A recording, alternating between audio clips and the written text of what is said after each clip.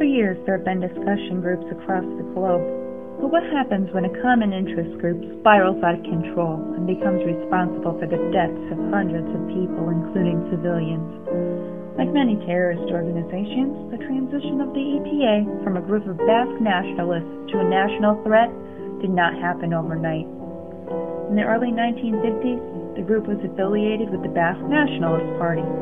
Originally, the group was based on the Basque verb meaning to act.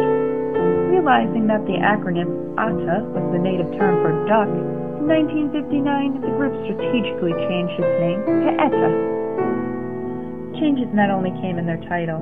ETA broke ties with the Basque Nationalist Party when they found out that they opposed violent tactics in opposition to dictator Franco. In the organization's early years, ETA was mainly a protest group. They destroyed Spanish infrastructure and hung the forbidden Basque flag. 16 years after its creation, ETA carried out its first deadly attack, killing the chief of secret police in San Sebastian. From that moment forward, bombings, assassinations of Spanish government officials, security, military forces, politicians, and judicial figures became the new normal. Sadly, this meant that civilians were also fair game. These activities came with a price. Since kidnapping, robberies, and extortion weren't enough to fully fund the group, ETA needed some new ties.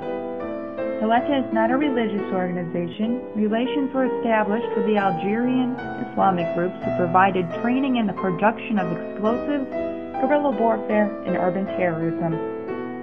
ETA members were able to receive training in Lebanon, Libya, Nicaragua, and Yemen. It's believed that some ETA members reside in Cuba and South America, but such governments will not admit to these allegations. The United States, Spain, and the EU have taken measures to cut funding for the group in hopes of preventing future attacks. This is how ETA has landed itself a spot on the list of foreign terrorist organizations.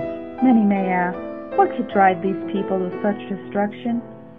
ETA members have strived to see that the French and Spanish government agree that they are independent subjects who should have the right to make decisions regarding the future of Basque country. For this, they wanted amnesty for all members, even those who are imprisoned. Was there hope for the future? ETA took measures to negotiate a permanent ceasefire. In 1998, ETA proposed the offer, but the Spanish government refused to take the ceasefire seriously. Another offer was made in 2006, but the Prime Minister called off negotiations. Between 1998 and 2006, more lives were lost and about 100 people were reported wounded. To make matters worse, in 2003, members were banned from participating in national or municipal elections. Though recent years haven't been the most deadly for ETA, the violence continues.